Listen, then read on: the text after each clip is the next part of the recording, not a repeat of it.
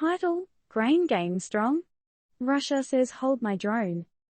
TLDR, Russia strikes at Ukraine's lifeblood grain export route with drones, shutting down a key port. Izmail port, which is the country's grain export superstar, takes a hit, but why is it a big deal? Let's dive in. Picture this: it's a quiet day in Izmail port, located just a skip and a jump across the Danube River from Romania.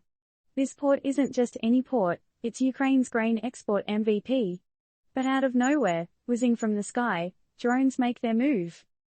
Since Russia said no way, Jose to Ukraine's Black Sea ports last month, the Izmail port became the go-to for grain exports from Ukraine. Now, why's that?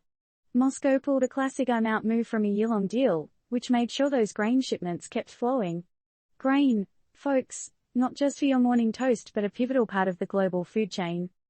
Suddenly, Wednesday isn't so average. Drones decided to play hide and seek with the port, with operations coming to a halt because, damage. Grain silos, trucks, and workers alike must have been shook.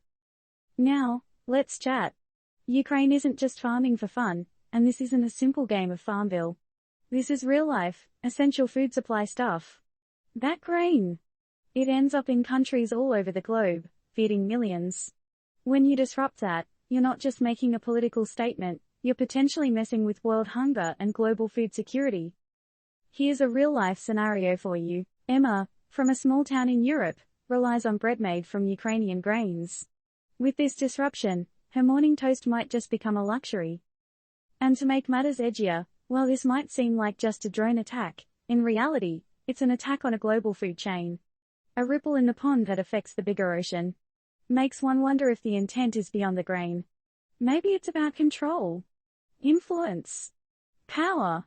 A food for thought moment, pun intended. Now, here's the million-dollar question, or should we say the million-grain question, in a world that's more connected than ever, when one nation's actions can influence the breakfast plate of someone miles away, how do we ensure global food security stays untouchable?